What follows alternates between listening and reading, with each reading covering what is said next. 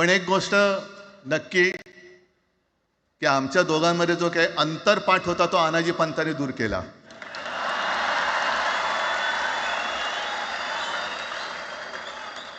आता अक्षता टाकण्याची काय तुमच्याकडनं अपेक्षा नाहीये.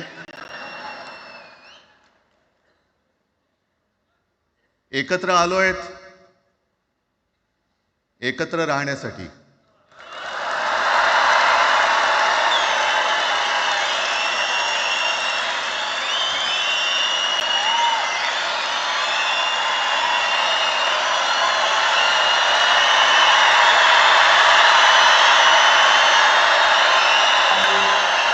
आणि मला कल्पना आहे,